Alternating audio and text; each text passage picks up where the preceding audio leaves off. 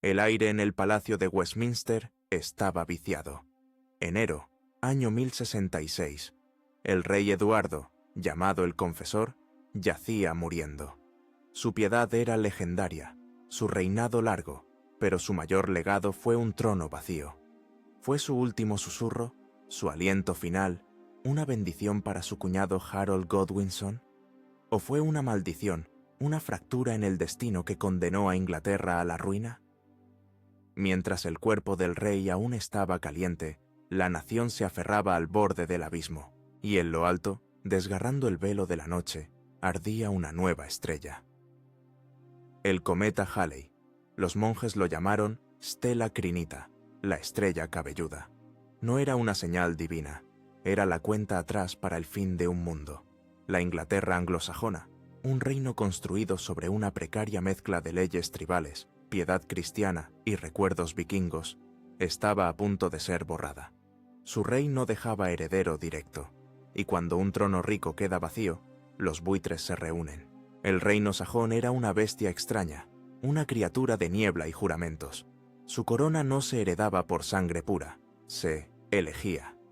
El Witenagemot, el consejo de hombres sabios, obispos y señores de la guerra, se reunió mientras el rey agonizaba. Necesitaban un líder, necesitaban fuerza, y el hombre más poderoso del reino, el conde de Wessex, Harold Godwinson, estaba allí. Era sajón hasta la médula, un guerrero probado, un político astuto. El Witan no dudó.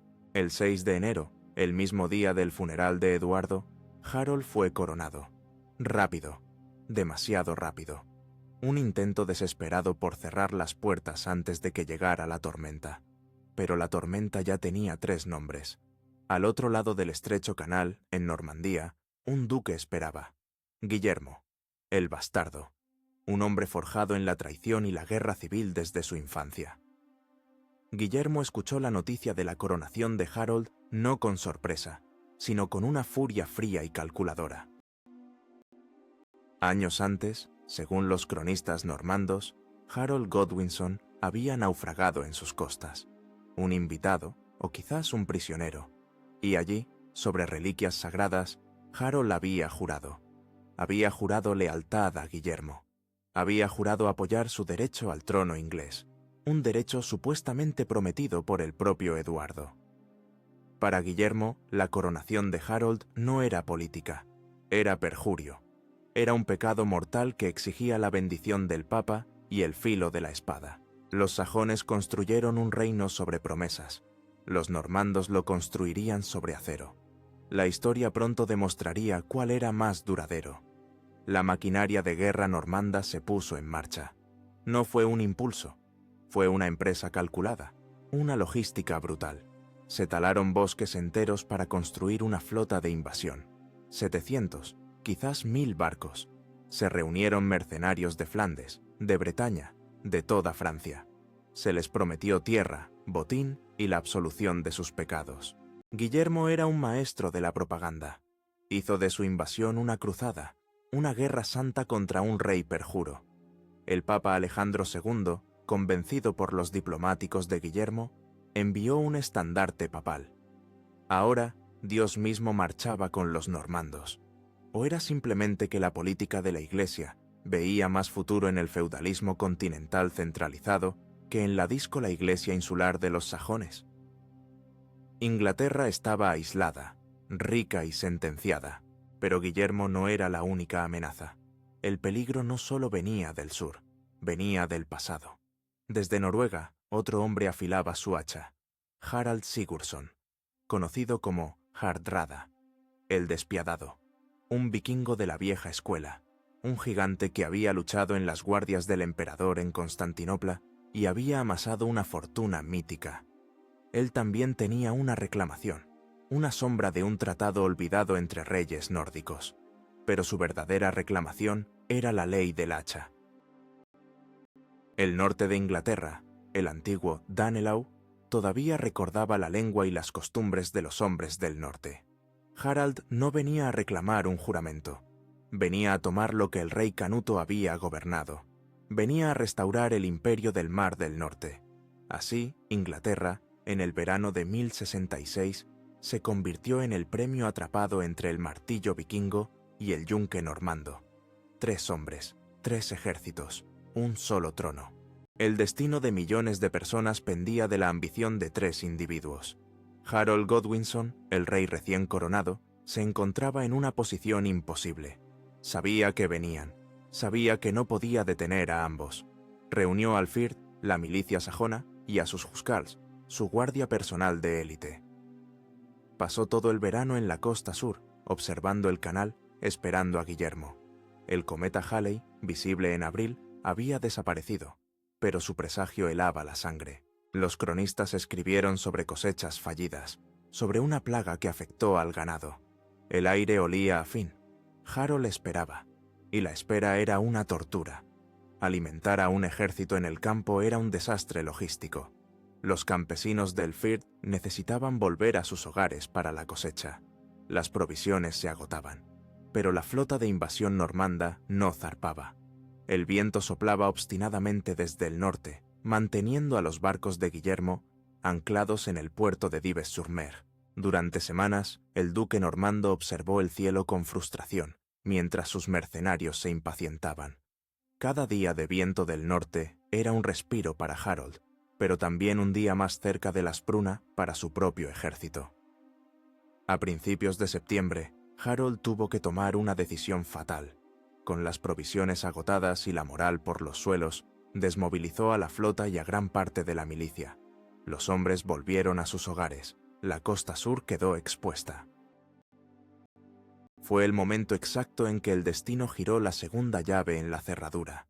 El rey sajón, atrapado entre 2 invasores que esperaban vientos favorables. Un vikingo en el norte, un duque en el sur. El reino estaba agotado antes de que se disparara la primera flecha. El susurro de Eduardo se había convertido en un grito de guerra. ¿A quién temía más Inglaterra? ¿Al furioso vikingo Hardrada, símbolo del pasado sangriento, o al calculador Guillermo, el arquitecto de un futuro desconocido? Escribe tu elección en los comentarios y veamos qué miedo resuena más fuerte hoy. El miedo al vikingo se materializó primero. El viento del norte, que había retenido a Guillermo, sopló a favor de Harald Hardrada. Su flota era un bosque de mástiles, más de 200, quizás 300 barcos dragón. Y no venía solo. Traía consigo al peor de los enemigos, el traidor. Tostig Godwinson, el hermano exiliado del propio rey Harold, se había unido al noruego, hambriento de venganza y poder. Juntos desembarcaron en el estuario del Humber y marcharon sobre la gran ciudad del norte, York. Los condes locales, Edwin y Morcar, jóvenes e inexpertos, reunieron a las milicias de Northumbria y Mercia. Eran valientes, pero no eran guerreros veteranos. El 20 de septiembre, en un lugar llamado Fulford Gate, a las afueras de York, se enfrentaron a los invasores. La batalla de Fulford fue una masacre. Los sajones locales lucharon con valor, pero la experiencia y la ferocidad de los veteranos de Hardrada eran de otro nivel. Los vikingos rompieron el muro de escudos sajón. El río Ouse se tiñó de rojo con la sangre de los defensores. York, la capital del norte, se rindió. Hardrada y Tostig habían conquistado la mitad de Inglaterra en una sola tarde. La noticia voló hacia el sur. Un mensajero cubierto de polvo y pánico llegó a Londres, donde estaba Harold. El rey, que apenas había disuelto su ejército del sur, se enfrentaba a la catástrofe. Su reino estaba siendo partido en 2. ¿Qué hacer? ¿Esperar a Guillermo, que aún no había zarpado, o salvar el norte? La decisión de Harold Godwinson define su leyenda. No dudó. Reunió a sus Huskarls, su guardia de corps de élite, y a cualquier tropa que pudo encontrar. Y marchó. Marchó hacia el norte a una velocidad que desafiaba la lógica medieval. Cubrieron casi 200 millas, más de 300 kilómetros, en solo 4 días. Fue una marcha forzada que destrozó a los caballos y a los hombres, pero que tomó a los invasores noruegos por sorpresa. El 25 de septiembre, el ejército de Harold llegó a Tadcaster, a pocas millas de York. Los vikingos, arrogantes tras su victoria en Fulford, habían acampado en un lugar llamado Stamford Bridge. Habían cometido un error fatal. Creyendo que no había más resistencia sajona, habían dejado la mayoría de sus armaduras de malla en los barcos, a varias millas de distancia, disfrutando del inesperado calor del otoño. No esperaban a un ejército, menos aún al rey sajón en persona. El amanecer en Stamford Bridge reveló el brillo del acero sajón. Los noruegos quedaron atónitos. La batalla fue una epopeya brutal, la última gran batalla vikinga en suelo inglés. La leyenda, registrada en las sagas nórdicas, cuenta que un solo berserker noruego defendió el estrecho puente de madera, abatiendo a 40 sajones antes de ser ensartado por una lanza desde un bote que pasó por debajo del puente. El ejército de Harold finalmente cruzó el río. La lucha fue cuerpo a cuerpo, un infierno de hachas y espadas. El propio Harald Hardrada, el gigante noruego, luchó como un demonio, pero una flecha le atravesó la garganta. Tostig, el hermano traidor, recibió una oferta de perdón de Harold. La rechazó y murió luchando junto a sus aliados nórdicos. Fue una victoria total, aniquiladora. El ejército de invasión noruego fue borrado del mapa. De los más de 200 barcos que llegaron, apenas 24 fueron necesarios para llevar a los supervivientes a casa. Harold Godwinson había salvado Inglaterra. Había destruido al vikingo más temido de su tiempo y asegurado su trono. Por un momento, en el campo de batalla cubierto de cadáveres, debió sentirse invencible. El rey guerrero en su hora de gloria. Un solo reino, un solo rey. Pero el destino es un dramaturgo cruel, aficionado a las ironías trágicas. Los vencedores construyen su gloria sobre cimientos de azar. Mientras Harold celebraba su victoria en York, mientras sus hombres vendaban sus heridas y contaban a los muertos, el viento en el Canal de la Mancha cambió. El 27 de septiembre, apenas 2 días después de Stamford Bridge, el viento que había soplado del norte durante un mes, giró. Sopló desde el sur. Guillermo el Bastardo dio la orden. Su flota, que había esperado durante semanas, finalmente zarpó. El 28 de septiembre de 1066, el ejército normando desembarcó en Pevensey, en la costa de Sussex, sin oposición. La noticia llegó a Harold en York. El triunfo se convirtió en cenizas. El ejército que acababa de marchar 200 millas al norte y había librado una batalla agotadora hasta la muerte, ahora tenía que dar media vuelta. Tenía que marchar 250 millas al sur, sin descanso, sin refuerzos adecuados. Los Toscarls estaban exhaustos, heridos, pero eran leales. Se pusieron en pie. Harold volvía a marchar para salvar su reino, pero esta vez no se enfrentaba a un vikingo impulsivo. Se enfrentaba a un arquitecto metódico de la conquista que ya estaba quemando las aldeas de Sussex para provocar al rey sajón y obligarlo a una batalla decisiva. Guillermo obtuvo la batalla que quería. Harold, en lugar de atrincherarse en Londres y reunir un ejército fresco, corrió hacia el sur. ¿Fue orgullo? ¿Furia al saber que las tierras de su propia familia estaban ardiendo?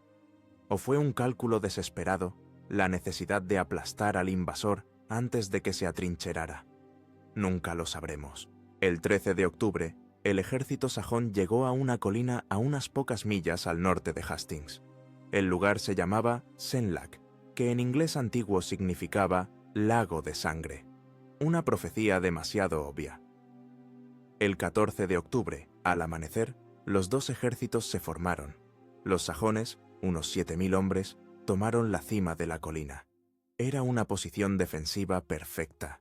Eran casi todos infantería. Sus huscarls de élite, con sus temibles hachas danesas de mango largo, formaron el centro, alrededor del estandarte del rey. A los lados, el Firth, la milicia, menos equipada pero decidida. Crearon la táctica sajona por excelencia, el muro de escudos, una fortaleza viviente de madera, cuero y acero, impenetrable para la caballería. El ejército de Guillermo, también de unos 7 u 8.000 hombres, era diferente. Era una fuerza de armas combinadas, el epítome de la guerra feudal moderna. Tenía infantería, miles de arqueros, y lo más importante, tenía caballería pesada. unos 2000 caballeros, el arma de choque que los sajones no poseían. La batalla comenzó a las 9 de la mañana con una lluvia de flechas normandas. Los arqueros de Guillermo dispararon colina arriba, pero el ángulo era malo y el muro de escudos resistía. Luego, Guillermo ordenó a su infantería avanzar. Subieron la colina gritando, chocando contra la pared sajona. El ruido era ensordecedor. Acero contra madera, gritos de guerra, el golpe sordo y húmedo de las hachas danesas partiendo escudos y cascos. La infantería normanda fue rechazada, dejando un rastro de muertos. Entonces, Guillermo jugó su carta de triunfo. La caballería. Los caballeros cargaron colina arriba, pero un caballo no puede cargar cuesta arriba contra un muro sólido de lanzas y escudos. Los sajones se mantuvieron firmes. Los caballos se encabritaban, los caballeros caían, y una vez en el suelo, eran presa fácil para las hachas de los tuscarls. La izquierda del ejército normando, los bretones, flaqueó. Cundió el pánico. Comenzaron a retirarse. Un rumor recorrió las filas normandas. Guillermo había caído. El duque mismo, viendo el desastre, se quitó el yelmo, mostrando su rostro, y galopó entre sus hombres gritando: «Miradme, estoy vivo, y por la gracia de Dios, venceré». La batalla se estabilizó, pero el muro de escudos seguía intacto. Habían pasado horas. El sol estaba alto. Los sajones no se movían. Guillermo, un táctico brillante y despiadado, cambió de estrategia. Si no podía romper el muro, haría que el muro viniera a él. Ordenó a su caballería cargar y luego fingir una retirada desordenada. Era una táctica peligrosa que requería una disciplina de hierro. Los sajones, envalentonados por la aparente huida, cometieron el error que Guillermo esperaba. Varios grupos de milicianos, quizás ignorando las órdenes de Harold, rompieron la formación, abandonaron la seguridad de la colina y cargaron cuesta abajo persiguiendo a los normandos. Una vez en el llano, los caballeros normandos dieron media vuelta y los masacraron. Los sajones no tenían respuesta para la caballería en campo abierto. Repitieron la táctica, una y otra vez. El muro de escudos, la gran fortaleza de Harold, comenzó a debilitarse. Se abrían brechas. Los muertos se apilaban. La batalla había durado todo el día, más de 8 horas. Los hombres estaban exhaustos, deshidratados, luchando por pura inercia. El sol comenzaba a bajar. Los sajones seguían en pie, pero apenas. El rey Harold luchaba en el centro, junto a sus hermanos Gyrth y Leofwine. Guillermo ordenó un último asalto combinado: infantería, caballería y arqueros. Esta vez ordenó a los arqueros disparar alto, en parábola, para que las flechas cayeran detrás del muro de escudos, sobre las cabezas de los hombres. Y entonces sucedió. El momento que cambió la historia. La tradición, inmortalizada en el tapiz de Bayeux, dice que una flecha perdida, caída del cielo, alcanzó al rey Harold en el ojo. Lo cegó, lo hirió mortalmente. Otra versión, quizás más probable, es que en el caos final, un escuadrón de caballeros normandos rompió la línea y derribó al rey, desmembrándolo a golpes de espada. Fue el azar de una flecha o la brutalidad de una carga. No importa, el rey estaba muerto. Sus hermanos estaban muertos. La élite de los Huscarls murió alrededor de su estandarte, fieles hasta el último aliento. Con la muerte del rey, el muro de escudos se desintegró. El Firth rompió filas y huyó en la oscuridad creciente. Los normandos los persiguieron, matando sin piedad. No fue una batalla, fue una carnicería. Al anochecer, la colina de Senlac estaba cubierta por los cuerpos de miles de sajones. La élite guerrera de Inglaterra, su rey y sus lores, yacían muertos en un campo de Sussex. Guillermo el Bastardo había ganado su ducado y un reino. Pero la caída de la corona en Hastings no significó el fin de la guerra. La muerte del rey no quebró la voluntad de resistencia, especialmente en el norte. La resistencia en el norte de Inglaterra se convirtió en una herida abierta. Londres se sometió. Los grandes señores sajones restantes, incluidos los jóvenes condes Edwin y Morcar, que habían sobrevivido a Fulford, se arrodillaron ante Guillermo. Fue coronado rey de Inglaterra en la abadía de Westminster el día de Navidad de 1066, un gesto simbólico celebrado entre los gritos de aclamación de sus soldados normandos y el silencio aterrorizado de los sajones. Pero la coronación fue un acto de teatro. El país estaba lejos de ser conquistado. Cada región más allá de Londres era territorio hostil. Estallaron rebeliones en Exeter, en Mercia. Pero el corazón de la resistencia latía en Northumbria. En 1068, los norteños se alzaron. En 1069, la rebelión se volvió general.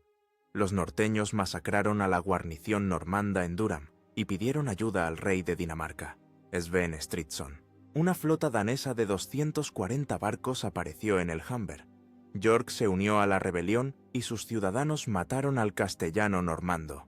Guillermo, que había intentado gobernar con una mezcla de mano dura y clemencia, vio que su reino se desmoronaba. Vio que la clemencia era interpretada como debilidad. Decidió que si no podía gobernar el norte, lo borraría del mapa. Lo que siguió no fue una guerra. Fue una operación de terrorismo de Estado, conocida en la historia como la devastación del norte. Harrying of the North. Fue una masacre calculada. Durante el invierno de 1069 a 1070, los ejércitos normandos marcharon por Yorkshire, Durham y Northumbria. Su orden era simple: aniquilación total. Quemaron cada aldea, quemaron los campos, quemaron los graneros y las reservas de alimentos, mataron el ganado, masacraron a los civiles que no pudieron huir. No fue un acto de furia ciega, fue una política deliberada, metódica y fría. El objetivo era crear una hambruna tan severa que la región no pudiera sostener la vida, y mucho menos un ejército rebelde. Guillermo pagó a los daneses para que se fueran, y luego se centró en su propio pueblo rebelde. Los cronistas de la época, incluso los que simpatizaban con los normandos, como Orderico Vital, un monje de ascendencia mixta, escribieron con horror sobre lo sucedido. Escribió que Guillermo había caído en una brutalidad que manchaba su honor, que Dios ciertamente lo castigaría. La gente se vio reducida a comer caballos, perros, gatos, y finalmente unos a otros. El canibalismo se convirtió en una realidad en los páramos helados de Yorkshire. El resultado fue un genocidio. Cientos de miles de personas murieron. Simeón de Durham escribió que la tierra entre York y Durham permaneció deshabitada durante 9 años. La región se convirtió en un desierto despoblado. Quedó devastada durante generaciones. 17 años después, en 1086, cuando Guillermo ordenó su gran censo, el libro Domesday, la devastación aún era visible. Página tras página, las entradas para Yorkshire dicen «Vastatum est». Está devastado. No hay nada. Más del 60% de la tierra registrada en esa región estaba catalogada como baldía. La aristocracia sajona que había sobrevivido fue completamente despojada. Sus tierras, sus títulos, sus vidas fueron entregados a los caballeros normandos que habían llevado a cabo la masacre. Inglaterra no fue conquistada. Fue desollada y vuelta a vestir con una nueva piel normanda. Este fue el verdadero nacimiento de la Inglaterra normanda. No en la colina de Hastings, sino en los campos nevados y calcinados del norte. Hastings fue la batalla por la corona. La devastación del norte fue la guerra por el control del suelo. Guillermo demostró que no había límite a su crueldad para mantener lo que había ganado. El miedo se convirtió en la herramienta fundamental de gobierno. Los sajones aprendieron una lección terrible. La resistencia no conducía a la libertad, sino al exterminio. ¿Serías capaz de arrodillarte ante un conquistador que ha destruido tu mundo, solo para que tus hijos puedan comer? La pregunta no es retórica. Fue la elección diaria de millones. La masacre del norte aseguró el trono de Guillermo. El terror funcionó. Pero, ¿es posible construir una nación estable sobre la base del miedo puro? ¿O es una bomba de tiempo? El conquistador silenció la rebelión con fuego, pero necesitaba algo más duradero para mantener el control. Necesitaba ataduras. ¿Qué es más efectivo para controlar a un pueblo conquistado? ¿El terror de la espada o la burocracia de la ley? Dinos qué opinas en los comentarios. Guillermo, por si acaso, decidió usar ambos. Guillermo usó ambos, la ley y la espada. Y para unir las dos, usó la piedra. La Inglaterra sajona apenas conocía los castillos. Sus fortalezas eran burhs, terraplenes de tierra y madera, diseñados para proteger a la comunidad, no para oprimirla. Los normandos trajeron algo nuevo. Trajeron el castillo de Mota y Bailey, una torre de madera sobre una colina artificial, rodeada por una empalizada. Rápido de construir, fácil de defender. Y no estaban diseñados para proteger a la gente, estaban diseñados para controlarla. Se erigieron castillos en cada ciudad importante, en cada cruce de caminos, en cada valle rebelde. Unas 500 de estas fortalezas surgieron en el paisaje inglés en las primeras 2 décadas de la conquista. Eran instrumentos de ocupación. Eran bases de operaciones desde las cuales la guarnición normanda podía aterrorizar el campo circundante. El paisaje de Inglaterra cambió. Cada colina parecía tener una cicatriz, una torre que recordaba a los sajones quién mandaba. Y en Londres, Guillermo comenzó la construcción de su obra maestra de intimidación, la Torre Blanca, el corazón de la Torre de Londres. No se construyó en el borde de la ciudad para defenderla de un ataque exterior. Se construyó dentro de las murallas de la ciudad, de cara a los ciudadanos. Era una declaración en piedra. Puedo vivir entre vosotros y estar a salvo. Vosotros no. La piedra sostenía la espada. El pergamino sostenía la ley. Guillermo importó el sistema feudal normando y lo impuso con una eficiencia despiadada. En la Inglaterra sajona, la tenencia de la tierra era compleja, una mezcla de propiedad privada, Buckland, tierras comunales, Falkland y deberes para con un señor. Guillermo simplificó todo, barrió el sistema antiguo, declaró que toda la tierra de Inglaterra le pertenecía a él, al rey, por derecho de conquista. Él era el propietario universal. Luego, repartió esa tierra entre sus varones leales, los aproximadamente 170 hombres que habían luchado con él en Hastings y masacrado el norte. A cambio, ellos le debían servicio militar y lealtad absoluta.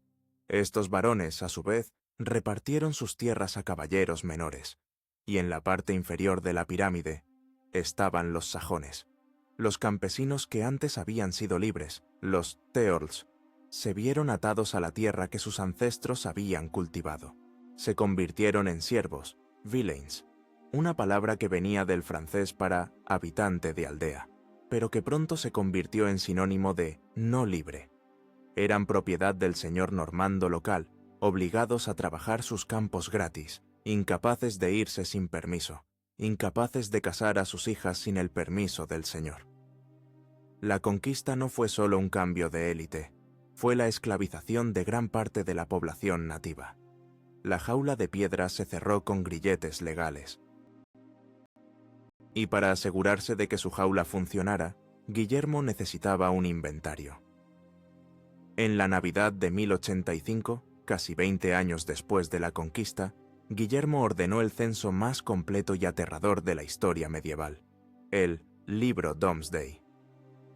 Domesday, el día del juicio final, porque, como escribió un cronista sajón, sus hallazgos eran tan finales e inapelables como el juicio de Dios. Comisionados reales recorrieron cada aldea, cada hundred, cada condado. Registraron todo, cuánta tierra. ¿Quién la poseía en tiempos del rey Eduardo, antes de 1066? ¿Quién la poseía ahora, en 1086? ¿Cuántos arados, cuántos bueyes, cuántos siervos, cuántos campesinos libres, cuántos molinos, cuántos bosques, cuánto valía? El libro Domesday no era un ejercicio estadístico, era una herramienta fiscal y de control. Permitía a la corona saber exactamente cuánta riqueza había en el país, dónde estaba y a quién pertenecía. Permitía al rey calcular los impuestos con una precisión aterradora. Resolvía las disputas de propiedad entre los nuevos señores normandos. Y, lo más importante, cimentaba la nueva estructura de poder. El nombre de tu ancestro sajón estaba allí, tachado y reemplazado por el de un Robert, un Roger o un Guillaume. Era el certificado de defunción de la Inglaterra anglosajona, escrito con tinta y pergamino. El reino estaba ahora mapeado, catalogado, encadenado por castillos y leyes. La resistencia armada era suicida. La resistencia legal era imposible. Pero quedaba un último campo de batalla, uno que los normandos no podían controlar con piedra o acero: la mente, el alma, la lengua. Los nuevos señores hablaban francés. Los campesinos, los siervos, los oprimidos, seguían aferrándose a su antiguo idioma anglosajón. La lengua se convirtió en el último frente de resistencia y en una catástrofe cultural. La Inglaterra anglosajona no era una sociedad ágrafa. Tenía una de las tradiciones literarias vernáculas más ricas de Europa. Poemas épicos como Beowulf, elegías melancólicas como El errante, crónicas históricas detalladas, todo escrito en inglés antiguo. Con la conquista, esta tradición fue decapitada. El francés normando se convirtió en la lengua del poder. Era la lengua de la corte, la lengua de los tribunales, la lengua de la ley, la lengua del ejército, la lengua de la arquitectura y la lengua de la alta cultura. El latín seguía siendo la lengua de la iglesia, pero el inglés fue relegado. Se convirtió en la lengua de los siervos, el gruñido de los campesinos en el campo. Hablar inglés era admitir que eras un conquistado, un ciudadano de segunda clase en tu propia tierra. Los escribas sajones dejaron de copiar los viejos manuscritos. ¿Para qué? ¿Quién los leería? La literatura anglosajona desapareció de la vista. Beowulf sobrevivió por puro azar, en un solo manuscrito dañado por el fuego siglos después. ¿Cuántas otras obras maestras se perdieron para siempre, utilizadas para encender fuegos o simplemente podridas por la negligencia? La pérdida fue incalculable.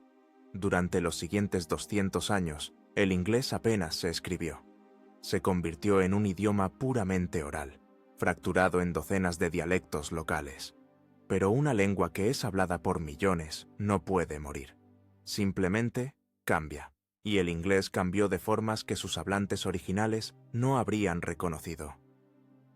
El idioma de los conquistadores comenzó a filtrarse en el habla de los conquistados. No podía ser de otra manera. Los señores normandos daban órdenes en francés, los comerciantes hacían tratos en francés, y los niños, hijos de matrimonios mixtos, inevitablemente crecían bilingües. El resultado fue una colisión lingüística que forjó una nueva lengua. El inglés absorbió miles de palabras francesas. Se estima que más de 10.000 palabras entraron en el idioma, palabras para el gobierno, government, parliament, crown, state, palabras para la ley, judge, jury, justice, prison, palabras para la guerra, army, navy, battle, soldier, palabras para la comida, y aquí la división de clases se vuelve dolorosamente clara. Los campesinos sajones criaban a los animales usando las palabras sajonas, cow, vaca, pig, cerdo, sheep, oveja. Pero cuando esa carne llegaba a la mesa del señor normando, se servía usando las palabras francesas, beef, carne de res, pork, carne de cerdo, mutton, carne de cordero. Los sajones trabajaban, los normandos comían. La gramática del inglés antiguo, compleja y llena de declinaciones, se derrumbó. Se simplificó, se despojó de sus antiguas reglas, volviéndose más directa, más flexible.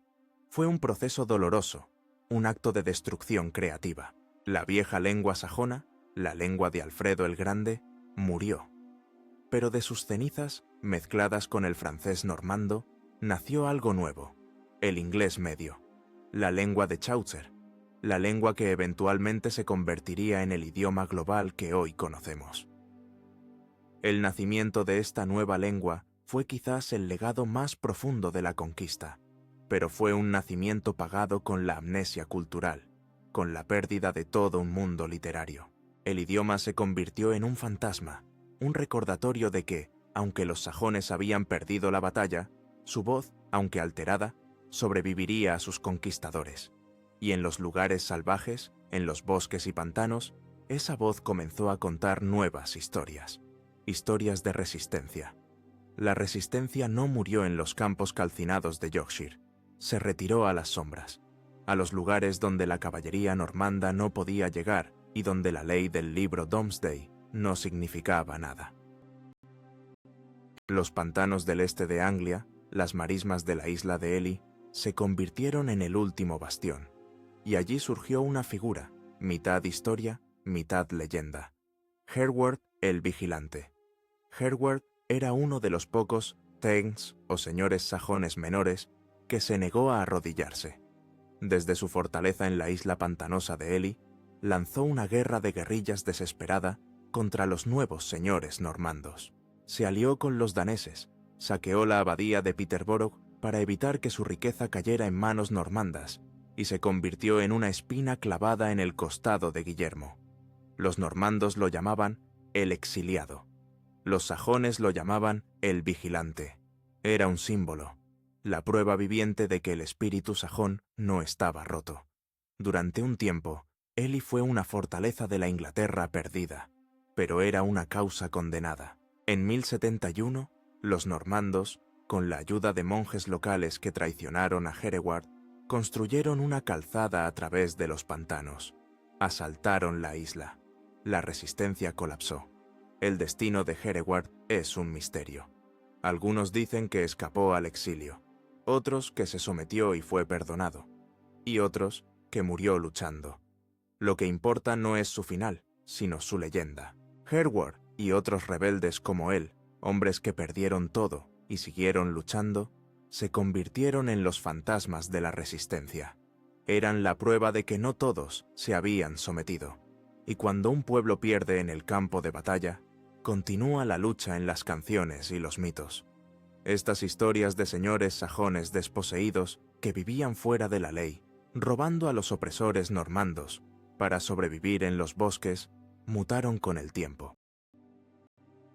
El recuerdo histórico se desvaneció, pero el arquetipo permaneció. El noble sajón desposeído luchando contra el corrupto y cruel sheriff normando. Pasaron los siglos. El opresor normando se convirtió simplemente en la autoridad. El héroe sajón se convirtió en el buen forajido. Y así, de la tragedia de Hereward y la desesperación de los bosques de Lincolnshire, nació el mito más duradero de Inglaterra, la leyenda de Robin Hood. Robin Hood es el fantasma de la conquista normanda. El bosque de Sherwood es la isla de Ely romantizada, un espacio verde de libertad sajona en un reino controlado por leyes normandas. Su lucha contra el sheriff de Nottingham es la memoria popular de la guerra de guerrillas contra los castellanos normandos. El mito de Robin Hood es la venganza cultural de los sajones. En la historia real, perdieron. En la leyenda, ganan cada día. ¿Qué es más importante para una nación? ¿La victoria real o el mito inspirador?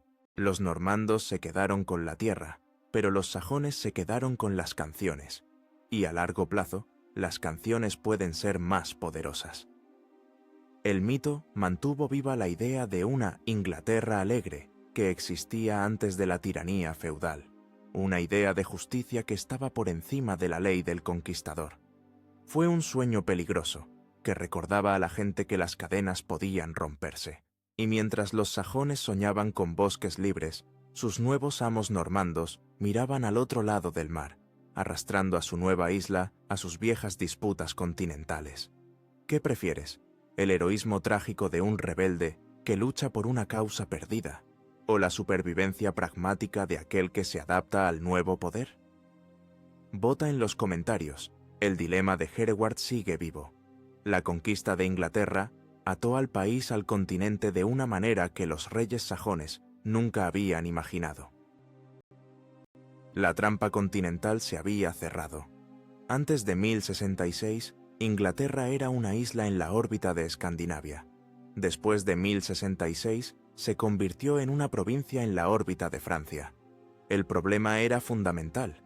Guillermo era ahora rey de Inglaterra, soberano en su isla, pero también seguía siendo duque de Normandía, y como duque de Normandía, era vasallo del rey de Francia. Esta dualidad era una contradicción política insostenible. Un rey no puede arrodillarse ante otro rey. El resultado fue un conflicto de intereses que duraría siglos. Los recursos de Inglaterra, su riqueza, su lana, sus hombres, ahora eran utilizados para financiar las disputas territoriales de su rey en Francia. Los varones anglonormandos, que tenían tierras a ambos lados del canal, se veían constantemente atrapados en lealtades divididas. ¿Servían a su rey en Londres o a su señor feudal en París? La prioridad de los reyes anglonormandos no era Inglaterra, era el continente. Inglaterra era su fuente de financiación, la caja de ahorros que pagaba sus guerras francesas. Ricardo Corazón de León, el supuesto gran rey inglés, pasó apenas 6 meses de sus 10 años de reinado en Inglaterra. Hablaba francés y consideraba a los ingleses poco más que una fuente de ingresos para sus cruzadas y sus guerras contra el rey Felipe Augusto de Francia. Esta trampa continental fue la consecuencia geopolítica más directa de la conquista. Transformó a Inglaterra de un reino insular relativamente aislado a un actor agresivo y central en el escenario europeo, y sembró las semillas de la rivalidad anglo-francesa, una enemistad que definiría la política europea durante la Edad Media. Esta rivalidad alcanzaría su punto álgido en el conflicto que los historiadores llaman la Guerra de los 100 Años. Una guerra que fue, en esencia, una disputa familiar dinástica que comenzó cuando Guillermo zarpó de Normandía. Los campos de Agincourt y Crecy fueron regados con sangre inglesa por un reclamo que nació en Hastings. La conquista de Inglaterra por los normandos no solo sometió a los sajones, también encadenó a los propios normandos a una lucha imposible por mantener un imperio a ambos lados del mar. Esta distracción continental, esta sangría constante de recursos hacia Francia, tuvo una consecuencia inesperada y paradójica. Dejó a la isla de Inglaterra relativamente sola. Los reyes estaban ocupados en el extranjero, y en su ausencia, los varones que quedaban, tanto de ascendencia normanda como sajona, comenzaron a ver Inglaterra no como un puesto de avanzada, sino como su hogar. Comenzaron a desarrollar intereses comunes, no como normandos, sino como terratenientes de Inglaterra. Esta nueva identidad, forjada en la ausencia del rey, encontraría su voz. Y cuando un rey, Juan sin tierra, finalmente perdió Normandía en 1204, la trampa continental se rompió. Los varones anglonormandos perdieron sus tierras ancestrales, quedaron atrapados en la isla, y de repente tuvieron que preocuparse por cómo se gobernaba ese país. La pérdida de Normandía fue el catalizador para la refundición de la nación. Cuando el rey Juan perdió las tierras ancestrales en 1204, la élite anglonormanda se vio obligada a elegir. Ya no podían ser normandos en Francia e ingleses en Inglaterra. Estaban aislados en su isla. Su destino estaba ahora indisolublemente ligado al de los sajones conquistados, a los que habían gobernado durante 150 años. Las generaciones habían pasado. El francés seguía siendo la lengua de la corte, pero muchos varones nacidos en Inglaterra probablemente lo hablaban con un fuerte acento inglés. Habían tomado esposas sajonas, o, más probablemente, anglonormandas con sangre sajona. Habían administrado propiedades inglesas, habían cazado en bosques ingleses. Comenzaron a verse a sí mismos no como ocupantes, sino como nativos. El enemigo ya no era el campesino sajón. El enemigo era el rey de Francia al otro lado del canal, y cada vez más su propio rey en Londres, que intentaba grabarlos para recuperar sus posesiones perdidas. Este cambio de mentalidad culminó en 1215. En un prado llamado Runnymede, los varones de Inglaterra, descendientes de los conquistadores normandos, acorralaron al rey Juan y le obligaron a firmar un documento, la Carta Magna. Este documento es a menudo malinterpretado como una declaración de libertad para el hombre común. No lo era. Era un contrato feudal, una lista de demandas de la élite para proteger sus propios privilegios de un rey tiránico. Pero contenía una idea revolucionaria, que el rey no estaba por encima de la ley. Y lo más importante, estos varones ya no actuaban como normandos o sajones, actuaban como ingleses. La Carta Magna fue el primer gran documento político de esta nueva identidad fusionada. Mientras tanto, la lengua seguía su evolución. En 1362, casi exactamente 300 años después de Hastings, el inglés fue utilizado por primera vez para abrir el Parlamento. La lengua de los siervos había regresado al palacio. El inglés medio, enriquecido por el francés pero aún con raíces germánicas, se convirtió en la lengua de Geoffrey Chaucer, el primer gran poeta de esta nueva cultura híbrida. El proceso fue lento, doloroso y, a menudo, invisible. Fue la dialéctica de la historia en acción, la tesis, la cultura anglosajona, la antítesis, la conquista normanda. El resultado, la síntesis, la nación inglesa. Una nación con la tenacidad sajona y la sofisticación administrativa y militar normanda. Una nación cuya lengua tenía la simplicidad germánica y la riqueza léxica del latín a través del francés. Los sajones no sobrevivieron. Los normandos no ganaron. Ambos murieron en el proceso, y de sus tumbas surgió algo nuevo, algo que ninguno de los dos habría reconocido, pero que heredó rasgos de ambos. La conquista fue una cirugía brutal, pero el paciente, aunque horriblemente cicatrizado, se había transformado en un organismo nuevo y más complejo. El legado de esa cirugía define el mundo moderno. La sombra del conquistador es larga. Cuando miramos la Inglaterra moderna, y por extensión, el mundo angloparlante, estamos viendo los resultados directos de la catástrofe de 1066. La influencia más obvia es el idioma que estás escuchando. El inglés moderno es el resultado directo de esa colisión.